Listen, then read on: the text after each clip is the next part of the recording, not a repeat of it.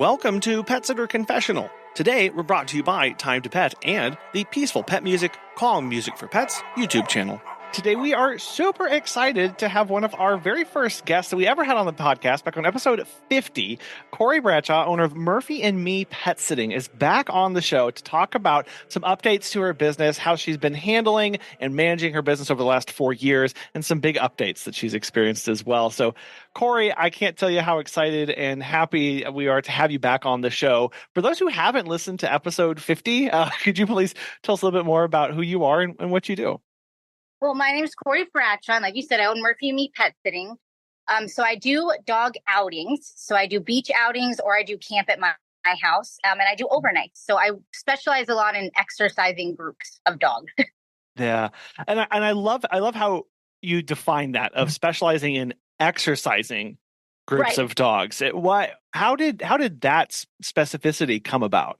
I don't even know how that happened, but in the beginning, I used to walk dogs. And so I kind of had my overnights used to be more smaller, older dogs, kind of chillers. Then I started doing the beach, and slowly it just turned into, I just got a lot of active dogs and turned it into, I'm just tiring your dog out for you, so you don't have to do it. It is nice and bring them home after. It is nice to have that kind of natural evolution of business, of kind of going, oh, hey, look, I'm kind of already doing this thing. Why don't I just lean into it a little bit more?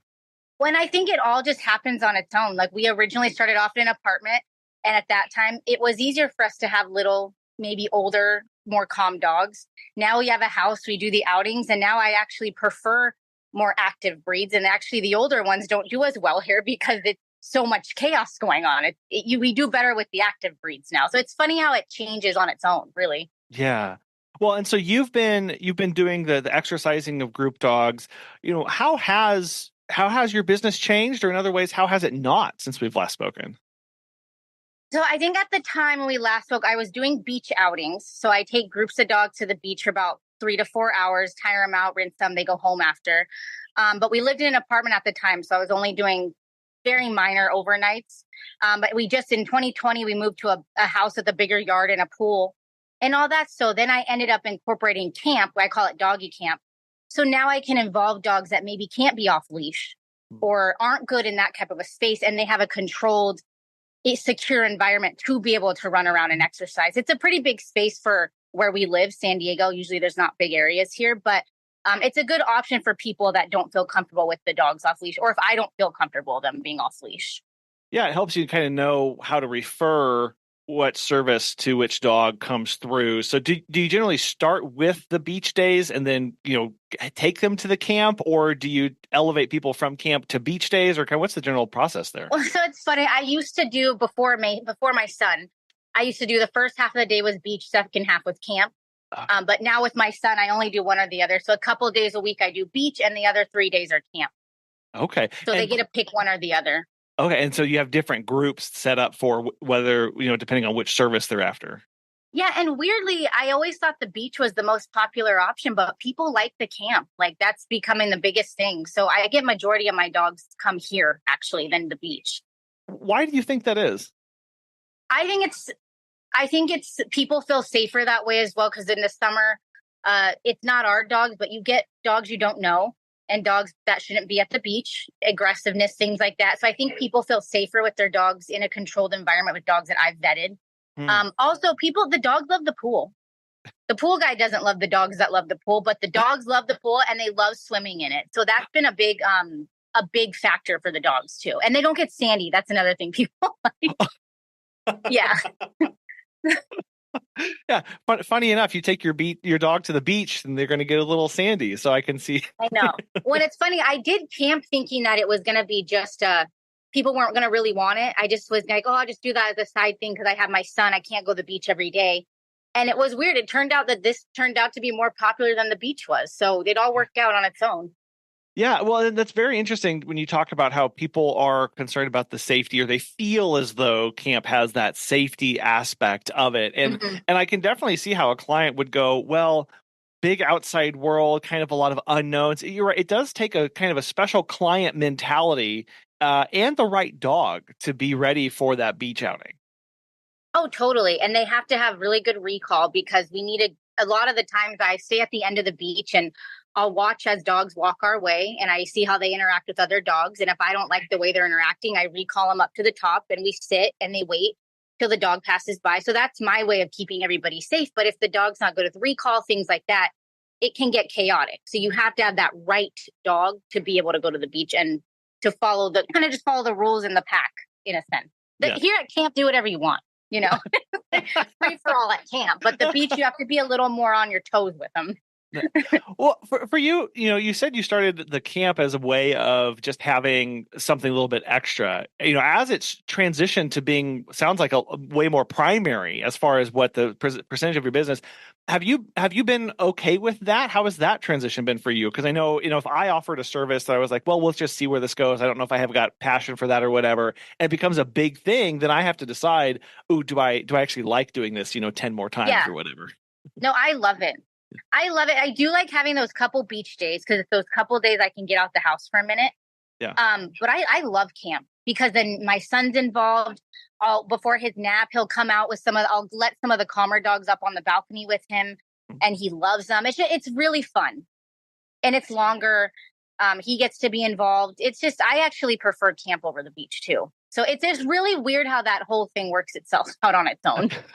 It simplifies a lot of just like your life as well. Right. Of you're not having to do the routes and the driving and the hookups and the out and walking on the beach and being, as a student, watching and ready and waiting and kind of that kind of mental preparedness too. Yeah.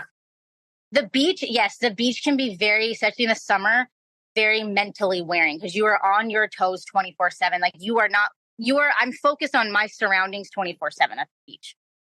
But here you can let go a little bit. The dogs, we all know each other and their personalities. You're not worrying about outsiders coming in. It's definitely less stressful when they're here. Yeah, because you can you can control a lot more of those. Oh, right. You've got more control over the entire environment. Oh, yeah, because I always say to people, like, at the beach, they'll say, how do you control this many dogs? And I'm like, it's not my dogs. My dogs are fine. I'm like, I'm trying to control everybody else's dogs that are here. I'm like, mine are fine. I'm like, it's your guys' dogs I'm watching. That's what I always joke when people ask me that. Yeah. Well, that's a good reminder, too, of the services that we offer. Like, we really have to think through every aspect of that, right? Because Korye, I love seeing all of your beach day photos and the outings and stuff. They look epic, like every single time, and I'm immeasurably jealous. We show the photos to our kids, and they're like, "Oh, can we do that?" And I was like, "Well, A, we don't live by a beach, but B, I think it's a little bit stressful." But it's that idea of going, how do I create a safe, professional, reliable environment for everybody and do that to the best of my ability while I'm out? Right. So that comes down to being extremely strict on the dogs you're taking and vetting them. If there's any tiny issue with them, they don't come. Because you need dogs that are going to be good with recall. The second you need them to get out of a situation, they get out of it. It's really the dog that you're taking. You can take one dog that isn't listening and is out of control and it makes the whole thing chaos. Just one dog. So it's just the dogs are the reason I can do it. It's just because they're good dogs. What does that vetting process look like? Do you do trial days before you head them out or what's that process? Yeah, so I'll do a trial first with camp because I can gauge a dog. When you're around dog personalities, I can gauge them first off camp and then see if we can even move forward to the next step of beach. If I think we can, I keep them on a long lead, like a 50-foot lead while we're at the beach. And from there, I can tell if they look like they're going to bolt off, if they're not listening to recall, if it looks like maybe I can kind of train them a little bit to get used to this. It's fine. But that's how I do it. A lot of dogs, though, weirdly, dogs are pack animals. So when most of the dogs are staying in one area, they all tend to stay in that area. They follow each other, Yeah. Yeah. Well, it kind of sounds like it's a little bit up to you to be building that group so that it is a good group. Right. Because if you have a group of 5 and 4 of them are bolters, right, and they're not ready to be in that group, it makes it hard to work with everybody. But if you've got a group of 5 and 4 of them are really good, it helps that other one get fit in a little bit easier. Well, yeah, and I tell you, and the reason why I won't take dogs that don't fit in is because at that point now I'm making it a dangerous space for everyone's dog. Because now my focus is on this one dog that's not listening and I'm not paying attention to all my other dogs that are there. So I don't I just don't mess around with that. Camp, where, like I said, camp, we can be a little more of a circus, but the beach, we just got to keep it together a little bit more. Yeah. So what does a day look like of you getting ready for a beach outing? How do you prepare for that? And kind of how long are you spending out with them? Well, so I have a whole backpack already prepared that has bowls and water and leashes. And I bring pepper spray. I bring those foghorns. I bring leashes. I mean, I have everything with me, treats. And then I pick up everybody. We all go in the truck, we park. And then I have one of those tiny horse leashes. So I have about, 10 or more leashes on one leash. I pack them all up when we go to the beach. Um, there's a space on our beach that's by the military base. So there's a fencing on one side. So I take them all the way to the end where people don't usually go, walk them, let them off, and then we get back on the leash and walk back up the beach. Yeah. So, and we go back and drop them off. It's easy. They're so good about it. Like, they're so used to it. It's just routine. Yeah. Well, and that's on you to know what is that routine and stick to that routine, because again, the more predictable that is, the easier that's going to go. Oh, I do that with everything. Everything is the same exact thing every single day. I don't change anything. You're right. It's when dogs know what to expect. It's even with children or people, they're not anxious about it and everything goes smoother. Yeah, well, because then when something does go awry or when something is out of our control, there's still a lot to fall back on. There's still a lot of muscle memory. There's still a lot of history that we can lean on, and the dogs too, knowing, okay, I don't know, I might not have experienced this before, but I know what we did yesterday. So, like, how do we work through this? Right. Mm-hmm. And they're really good about stuff. Like I said, if a dog came up that I didn't want them around, that I didn't like the vibe of it, they all know, you clicker them. You have treats in your pocket. They all run up to the tent. I have like a home base, which is like our little tent. And we just sit and they get their treats and they wait. Like, they all know the clicker. That's another thing I didn't mention, but I train them all with the clicker to know the noise means food. So they'll all come up and they're so good about it. And then we wait for the dog to pass and we go back down. So just trying to avoid catching stuff before it happens, I think, is a big thing. So catching little things that you don't like and just getting out of that situation, even if it's minor, waiting a second and then going back out. It changes everything. Well, and I love that idea of having that home base of, even though you're out on this beach, having one spot where we're going to set up and we can retreat back to and kind of regroup. I think that is so important in that, because again, you're going, I'm out in the middle of a beach. I don't own this. I don't have control over anything, but I can set up my little outpost here where we can all come back to if need be. Yeah, I mean, even before I used to bring the whole tent, even if you just set one little backpack, they all knew that was the spot you went back to. They just know that's their spot. But now I have a full-blown tent. We have waters, all kinds of stuff. So it is a nice space that the dogs feel safe, that they know that they can go to that spot if they want to. Well, I know you mentioned that while you're out there, you usually go to a spot where there aren't a lot of people. What is it like interacting with people when you are out with the dogs? It's good. I keep it light if people want to talk. I don't chat a lot because I do need to focus on the dogs. But people are really nice. I do like a quick hi, but I don't engage in people mostly, and not in a rude way, but because I can't not focus on what I'm doing. Yeah. But people like to watch and they understand, but people are fine. Yeah. Well, I just, because a lot of people get attracted to seeing, oh, look, there's cute dogs over there. I know we don't do group stuff, so we have a hard enough time with just one dog out with us. I can't imagine. Oh my gosh, I know. It's like, I had to actually put on my truck signs that said "Working Canine, don't put your hands inside," just because the amount of people that would just go up and, I mean, they put their whole bodies in the truck sometimes. I'm like, get out of the car. Like, we don't know these dogs. Wow. No, it totally is an attraction. It's like you feel like you're like a celebrity walking down, but also that puts a lot of pressure on you because so many people are watching you. You have to make sure you are on a tee, because you do one little thing that someone thinks is wrong, or the dog is acting away, everyone's looking at you. Oh. So, and they're dogs, they act crazy sometimes. So it is a lot of pressure being kind of that center of attention. But like I said, the dogs are great. There's usually not many issues, but you are being watched constantly with people at the beach because we're like a circus. Yeah. Well, I'll be in a visit with a dog and leashing the dog up to go out on a walk. And if they start getting a little bit stubborn, I'm immediately in my mind, I'm going, how is this going how is this going to look on a Oh security no. on a camera? Well, looking at me right now, how would this look if I'm dragging or if I'm whatever? Like, because Yeah. there's no context. They just see an image of something happening, and Yeah, so it's even something that's minor or not even a big deal. But I'm every second, everything I say, I'm always like, I feel like I'm just being like watched by everyone. So I'm very, very careful. And you're right, not that you're doing anything wrong, but it's thinking, yeah, you can get a dog that's pulling back and then it looks like you're dragging them forward. It just, everything can look a different way than what it is. So I'm like that too. I'm very careful that it's not, something isn't misconstrued. Yeah. Well, and in this day and age where things get shared out on social media and stuff, I've even seen images come up where somebody says, I can't believe my pet sitter did XYZ, and they'll show a Yeah. video camera from inside the home. And knowing what it's like being in a home or dealing with a dog or a cat, there are times where I'm like, actually, I can see exactly how that would happen. Oh, And totally. and it is really unfortunate because we think about it a lot of the times of we typically don't get second chances in our line of work. If somebody's not Right. happy with something or they think we did something wrong because they love this animal so much, like a family member, they're usually not willing to give you a little bit of grace or a little bit of or a second chance to try again. So we do have to be really aware of what's going on. Oh, totally. It's even this is kind of funny. Right by the beach, there's bathrooms that are right on the sidewalk. Takes you probably 30 seconds to get to the bathroom. And I will put my hazards on and I am sprinting to go pee before the beach and run back to my truck because it takes 2 seconds that somebody thinks that I parked and left the dogs and I'm having margaritas down the street for 4 hours. I'm like, I just had to pee for 30 seconds. I'm coming back in front.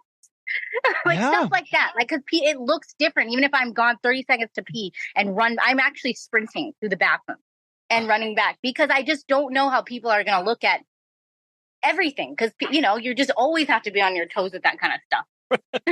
It is such a weird place to be of like, I typically like, it's just, you never see anybody, but the people that do see you are actively watching you. And it's a very public kind of position and job to be Yeah. in. So managing those expectations and, Oh, yeah.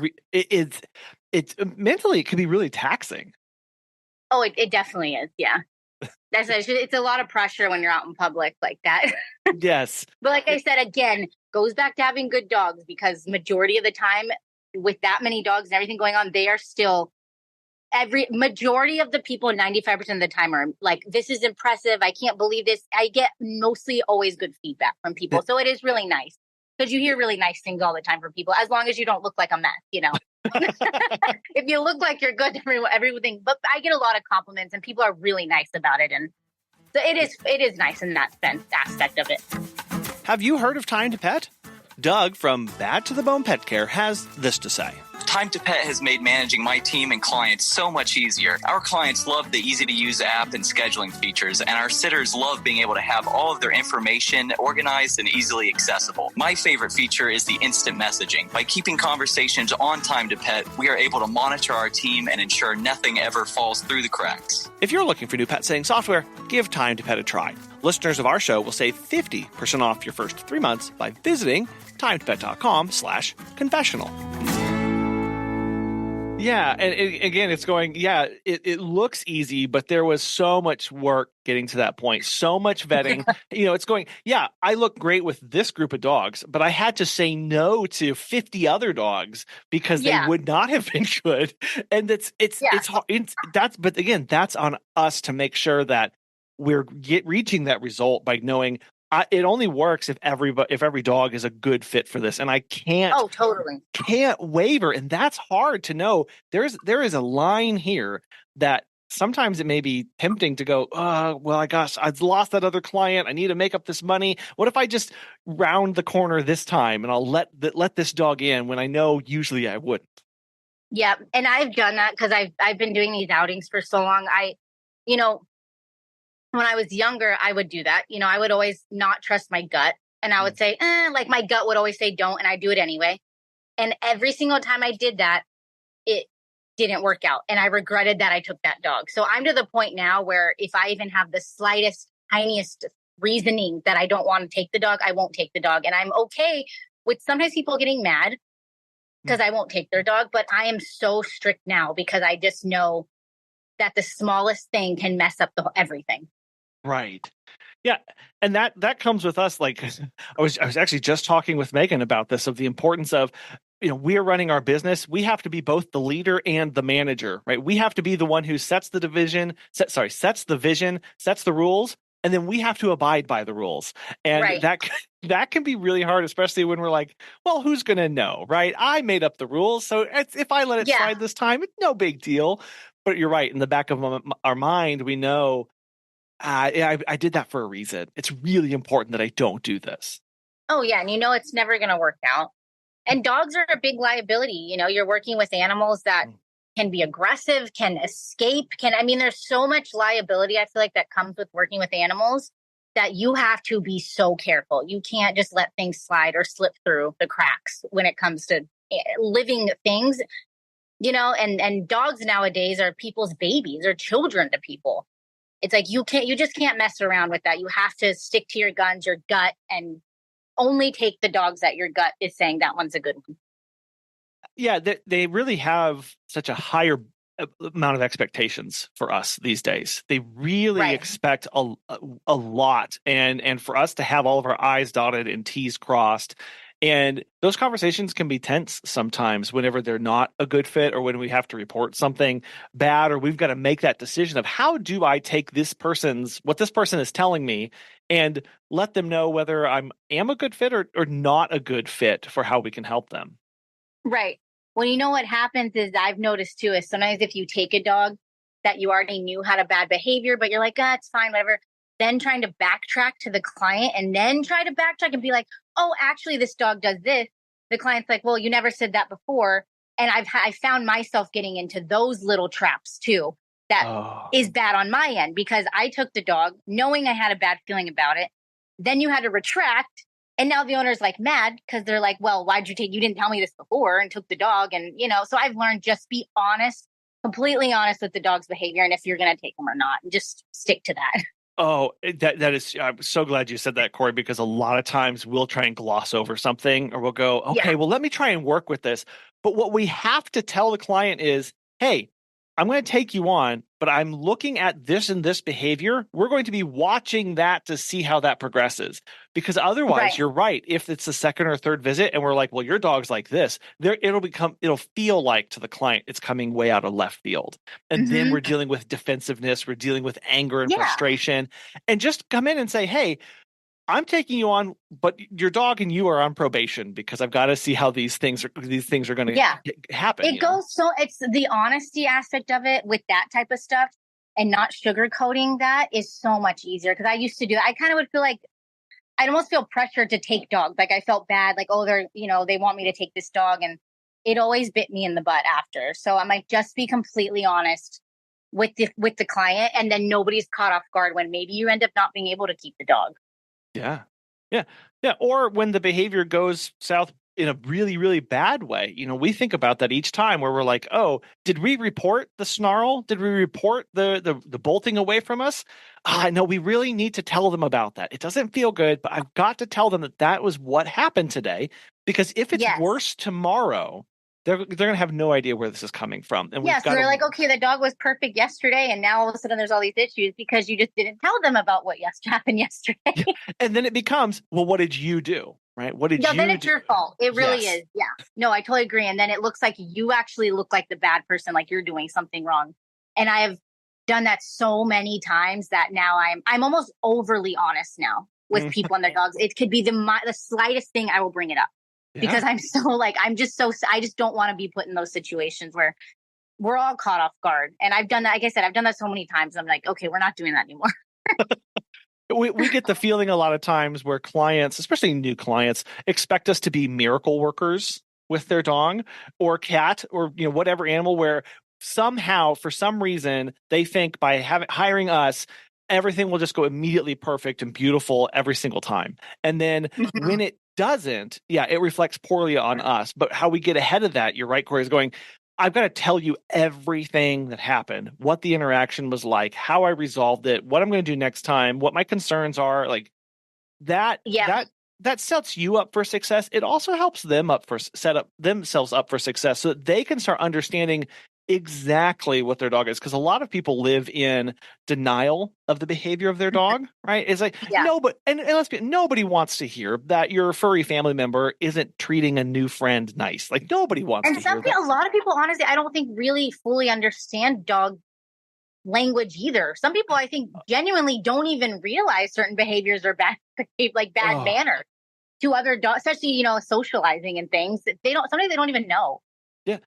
And you're right. And so we it's on us to go, hey, because you know what they may see a video and they go, oh, look, he's playing. It's so much fun. And meanwhile, we're internally screaming like this could go south so You're bad. going in your head, you're like, oh my God, the tail, the stance, he's licking his lips. That's not good. Yeah. And then we do have to step in and say, hey, I'm going to send you this video and I want to tell you what's going on in it, or I want to educate you about dog behavior and dog body language, so that they don't get this false sense of, well, he played great every other time. And you're like, actually, no, there are warning signs at every stage. Yep. And I cannot tell you how many times I've gotten emails where people want to have their dogs in camp or beach. And they say, they'll word it specifically where I catch this. I want to socialize my dog. He's not super socialized. I want to socialize him. And I go, I don't socialize dogs. I take dogs that are already socialized. But I said, but I can refer a trainer to you that can socialize your dog. I'm like, I'm not a trainer. I take dogs that are socialized. We're not testing here if they are or not. So I've learned to like nicely word it in that direction. But when you get applications and stuff, you can catch on to keywords. People will say, and it's like that red flag word, and you're like, "There's the word." Okay, I don't know. So that's my word, is when they say my dog needs to learn to socialize. It's one of those sentences. I'm like, well, we don't learn to socialize here. We've already been socialized. We're just socializing, but we're not learning to socialize. Yes. One of them for us is in some variation. It's basically, well, once I introduce you to my dog, they're generally fine. Or once you're like, okay, now wait a minute, right? like that, because usually we've learned that kind of phrase comes with a whole host of other problems and other concerns. That's a bad phrase. That's a bad phrase. And we used to go, oh, okay, well, cool. Yeah, you introduce and we'll be fine. But realizing that just a one-off introduction was not going to set us up for success for a 13-day vacation or for multiple walks or whatever. So now anytime somebody says that, that's a huge red flag to us to go, we need to talk a lot more about this and really understand exactly why you said that. Yeah. Well, and I'm so bad. I'm to the point, if I got that, I would just go, I'm unavailable, and I'll send them referrals. I don't think so. I had somebody fill one out and said, that same phrase, I'll have a bunch of treats for you and then you guys will be friends. And then carries on to go, is aggressive on walks, doesn't like men. Sometimes gets started, don't look at her in the eye. And I'm like, okay, I don't know if this is going to work. I'm like, that sounds like a lot happening there. Yeah. And it's tough, because it's not to say that we couldn't take care of it, right? A lot of those cases, it's going, well, yeah, if it was the only thing I was doing in the world, yeah, sure, I could do that. But honestly, I don't want that headache in my day. I don't want that chaos. I don't want that concern. I need to recommend that to somebody else, and realizing what we're willing to take on. And all that stress, when there's a dog that's stressing you out, all that stress reflects on the other dogs, your family, your children. Everyone can feel it when there's that one out of balance thing going on. And I don't like that. And I've learned I do not like that. And that sometimes will make me, there's been points, and I'll be honest, where I didn't like my job. And that was why. Because I was taking dogs I shouldn't have taken. And now when you just have the right ones, you realize, okay, I love this job. But I don't sometimes if it was complete manic and chaos all the time. I wouldn't. So that too, it feeds into everybody if you're taking on dogs like that, I feel like. Yeah, because that mental burden, all of a sudden we start dreading. We start going, oh, it's Baxter today. Oh, I can't stand. Yeah, that's not fun. Like, no. I love this job so much. But like I said, there's been little times when I was like, it wasn't very fun for me. And it was my fault because I was taking dogs I shouldn't have had. So, it all goes hand. It all works itself out. But you have to just be smart about who you're taking. But maybe like people with those kind of dogs, that have those behaviors, maybe, and I can refer to her. I said, maybe have someone come into your home and watch the dog. If it's just that person and the dog, it may be a whole different situation, but maybe it's not a best fit to bring the dog with 15 other dogs in a camp situation. That I don't think that's a good work, but maybe someone that comes to your house and that's the only person that could work. But there's just different environments that work better for dogs like that. Absolutely. And different sitters. Yeah. And that takes us knowing, who can I refer out to, right? How do I build that network so that when people come across my desk or in my email, I know not a good fit for me, but here's somebody who does that, or maybe a better fit. Go talk with them. So you can have that, because the onus is on us to. I've literally 3 days ago, I was walking a dog. It was an hour-long walk in the evening, and it was just a beautiful day. I'm walking this dog. It's so well trained. The owner's on top of things, and in my head, I'm like, man, how do I get 10 more of these dogs? And in my head, and then I realized, I have to say no to the dogs who aren't like this. That's how I make space for these dogs, is by saying no to anyone who doesn't fit this bill, because it was one of the most enjoyable hours that I had in quite a long time. Just having a grand old time with this dog. I was like, oh, right, I get this. This is what I get to do. And then, the immediately next walk, I was like, crush. But I had to say no to the bad dog, right? Yeah, and I feel like it takes patience and time, and you may not have a bunch, like I tell, in the beginning right away, but it's so worth it to not feel like you're just to take the quality over the quantity, and eventually the quantity will come with quality. Eventually, it just got to wait for it. It will come, but you'll get, you get all the good dogs. Just you have to be patient to get there, and you get there eventually, and then eventually you're completely packed and full, and they're all good dogs, and that's a great feeling to be there.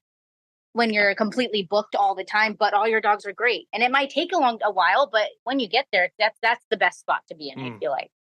It's that patience that's really hard. And that we've got to learn that. And I know the last time we spoke, you were coming up on something of 16 years in business. You've been doing this. So you're getting close to 20 years of working with dogs and walking dogs.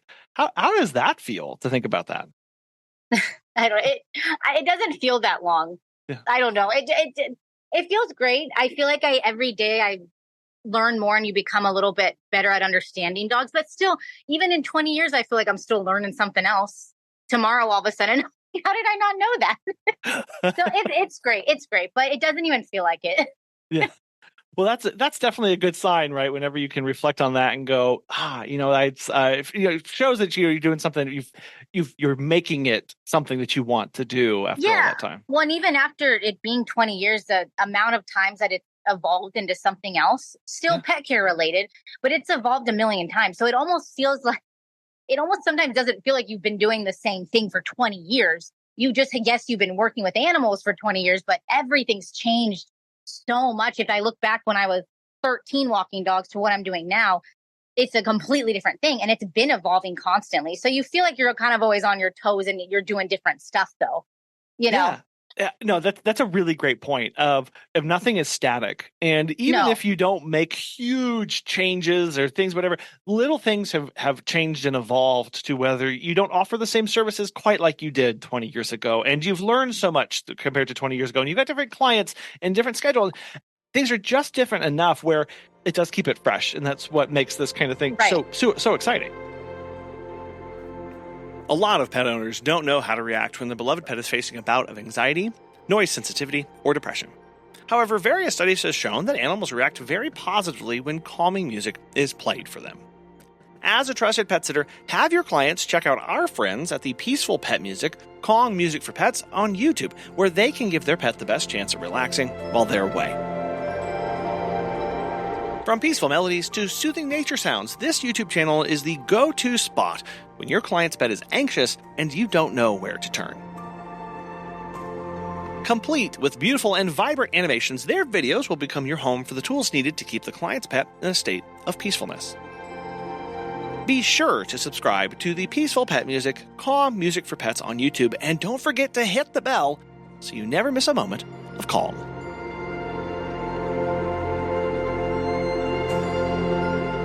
One of the biggest changes that you've had to your business very recently is you had, I think, your newest employee. Is that right, to your business? Yeah. Yeah. We said we weren't having employees, but now we do. Right. So How is adding Mason to your life changed your business? Oh, it's great. In the beginning, more so just because you're learning how to an entire human being being here. Yeah. But after, I'd say, a couple months, it's been great. Like, meaning with the dogs. And like I said, again, it goes back to having good dogs. I couldn't have him out with dogs if they were awful. My dogs are so sweet to him. He loves them. Like, he stands on the balcony and just watches them all. They lick him. They're just so nice to him. We have a great routine with him too, that he's out with the dogs for a little, then he naps while they do camp. And it's just, we have such a good routine, and he's great with them and they love him. And it's been really, really a lot easier than I was expecting as far as meshing the two together. Really? Okay. I didn't think I was going to be able to do pretty much what I was doing before. Now I thought it was going to be completely different. I wouldn't be able to do camp and all that, but I'm pretty much doing the same stuff I was doing before, but now I have like a little sidekick like on my back all day, you know? So the dog, again, the dogs made it easy. He's a really good kid. Like, it really hasn't been hard. It's actually been really fun. Well, it's what you want and what you hope for too, isn't it? Of hoping for that easier transition. But it goes back to having that planning, that structure, the consistency that really helps feed into knowing how do I adjust to that? Because one of the biggest problems that a lot of people face when big things happen, and having a kid is it can blow up a schedule entirely. But if you never knew what the schedule was before, how in the heck can you expect to adapt to an unknown schedule? So having that structure helps you know, okay, what do I need to move? How do I structure things? What do I just have to completely take off my plate now? And how do I adapt? But it's knowing in the first place.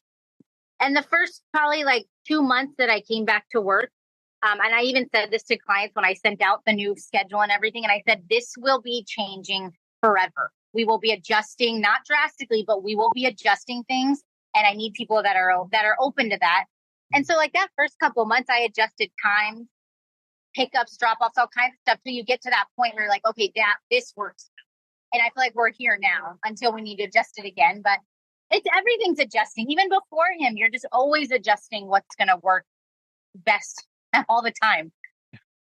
So did you what was that transition of did you ever stop services, and kind of what was that communication? How was it received by your clients?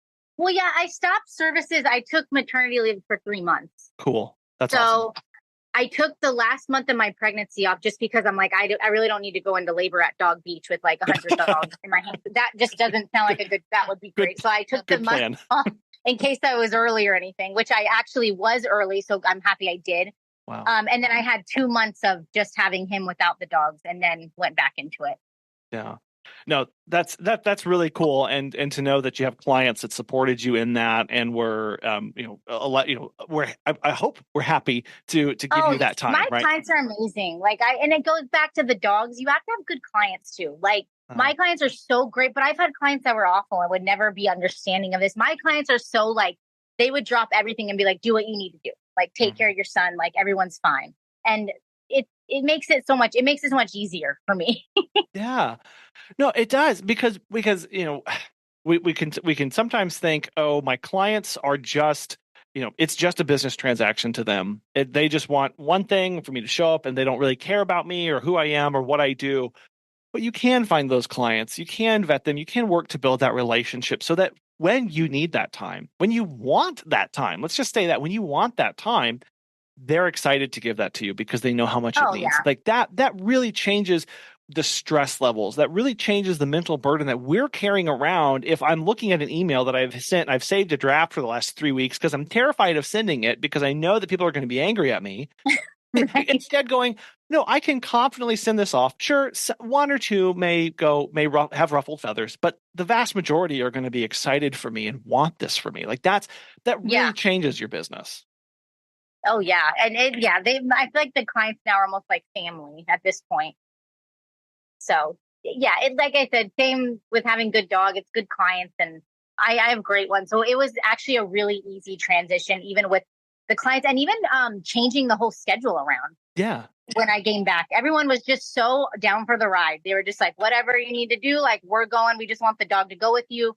We don't care what you're doing now. Just take the dog. And everyone was like that. It was just so easy. And I love how you had said that phrase of basically we'll be adjusting forever as a reminder Right. to clients, like nothing is static, and that's a good thing, and it's necessary Yeah. so that it helps you so that when you need to make that next change, they're not thinking, well, you just changed it last week, because Yeah. then you can go, I know, and now I need to change it again, right? And Yeah. just having that flexibility and having people who are, like you said, along for that ride. Yeah. They're like, yeah. And that's why it is, again, being honest, because when I sent out the email, I said, I don't know if this is going to work.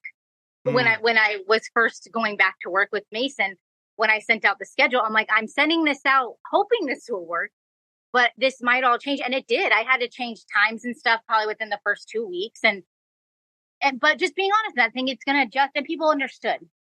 So Right. it wasn't bad. Luckily, a lot of my clients actually, since COVID, work from home. So most of my clients are home actually with their dogs when I take them anyway. So I don't have a lot where it's a completely would throw some chaos out if something had to change. So that makes it easy too. Yes, and that really helps to know that, the service that we're offering, that you're offering, is like a big bonus to the dogs. But if they go without it for a little bit, it's not like a detrimental thing. It's not like a vacation kind of thing to them where they were already booked. They're traveling for 3 weeks, and you're changing that schedule on them. Yeah. It's this supplementary enrichment, exercise, adventure outing for them in daytime camp that really helps to know that if something doesn't work one day, the dog can just be home, and it's not the end of the world for them. Like or nothing the client. completely has to happen. Like obviously my overnights, and that's fine. They can be here, but the exercise stuff, that's not, the dog will be okay if we didn't do it. So that's where I am lucky. I have a little bit of slack with that.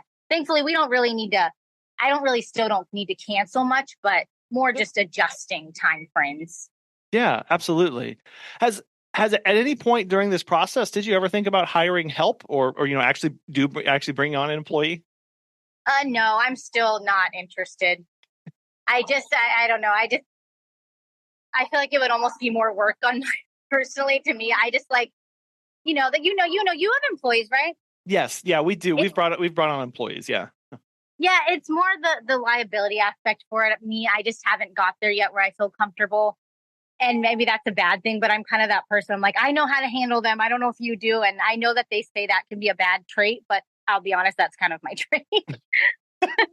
Well, and also too of going, you're going, well, your schedule, your things.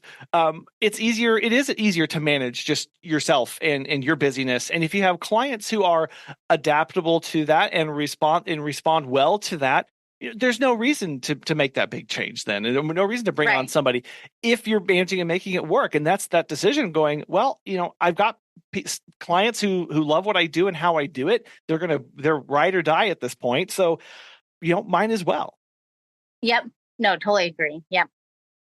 Because, and that is a process of thinking through. You mentioned the liability, you mentioned and matching our comfortability with our kind of services that we're doing. It would be a huge step to bring on an employee to do the adventure outing, the beach outings, that kind of thing. Oh yeah.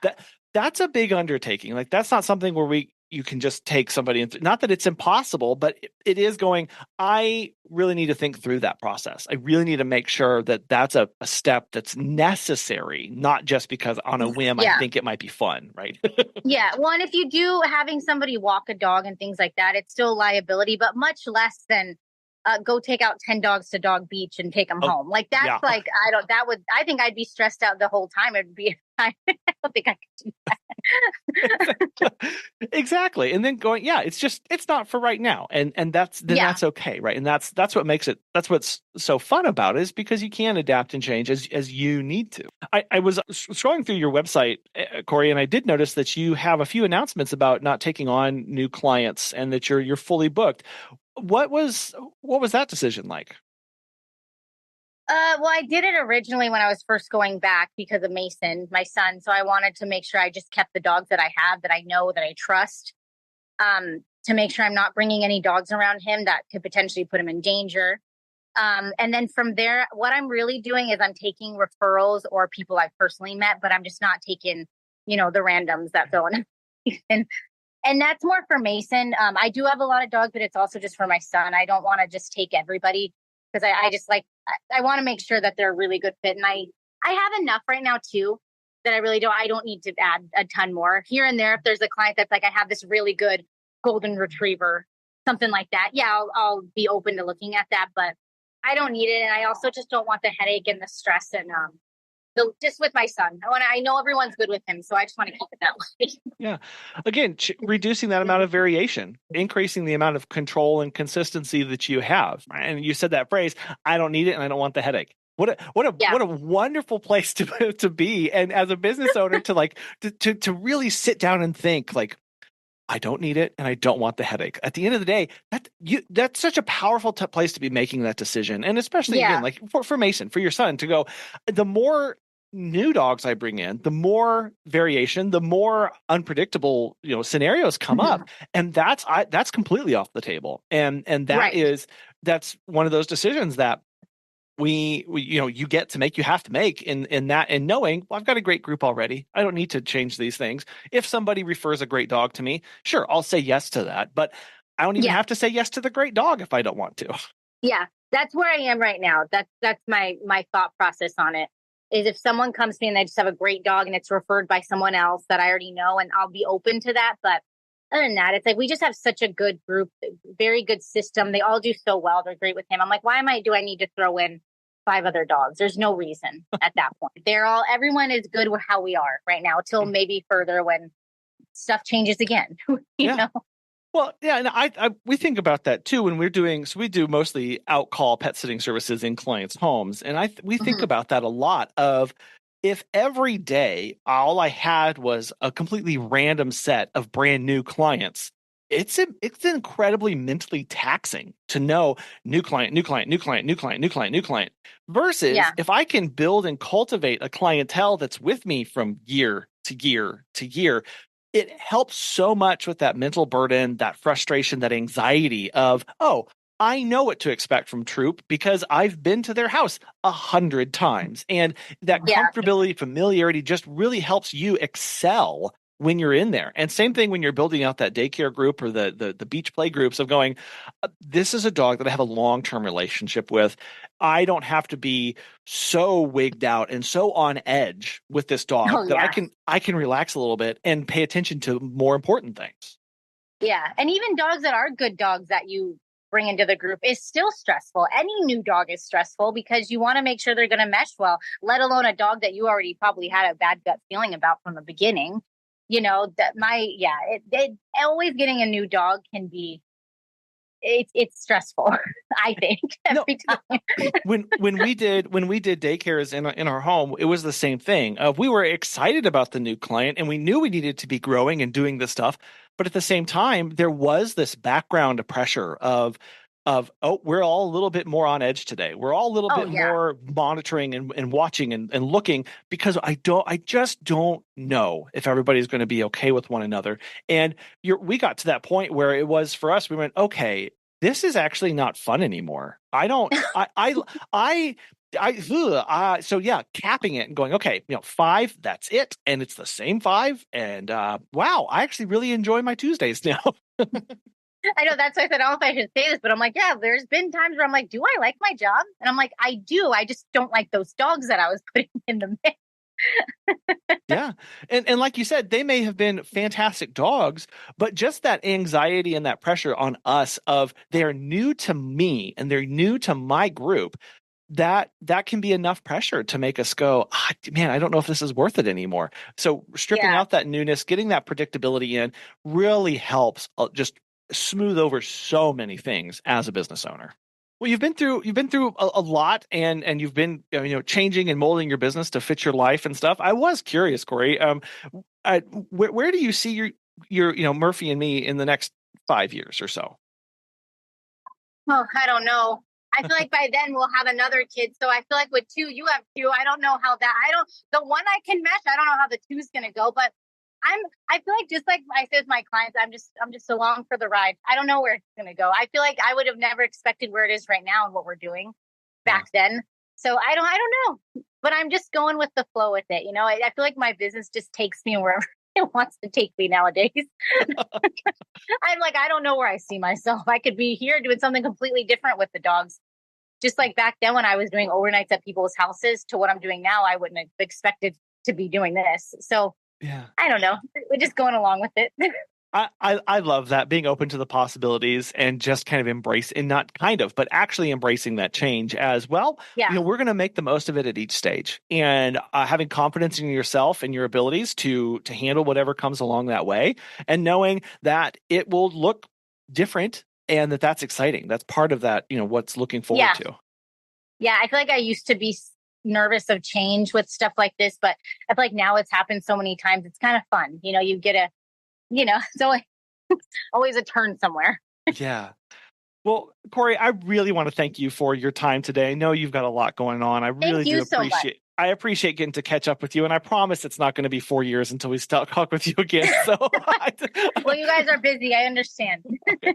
Well, so for those who want to get in touch with you, see and follow along with all of your cool photos and your cool videos that you take at the beach and your play groups, because it's just so much fun, Korye. I love watching them. Oh, thank you. How can people get in touch with you and see all the cool stuff that you're doing? I think the best way would be Instagram, and it's Murphy and Me Pet Sitting. Perfect. Well, I will have that link in the show notes so people can click right to that and see not just adorable dogs, but an adorable baby. Yeah, now there's babies too. making grand appearances in everything. So that sounds perfect. Well, Korye, thank you for your time today. I really appreciate it. It's so good to get in touch with you again. And I really appreciate getting to talk with you today. Thank you so much. I did too. I really appreciated getting to get caught up with Korye about how her business is doing and how she has continually relied on flexibility to maintain her business as she grows, as she adapts, as her life circumstances change to meet new needs and new priorities. As we learn to be flexible, as we learn to adapt and change, it doesn't just keep our business moving and operational. It actually means that we become anti-fragile. It means that it's harder for ourselves and our business to break when things go wrong, when the economy goes down, when our clients go on to something else, or when marketing gets harder, or when more competition comes into the area. The more flexible you are, the more used to being flexible that you are, the more resiliency that you have built in your system, in you, yourself, and your business, meaning that ultimately you become anti-fragile.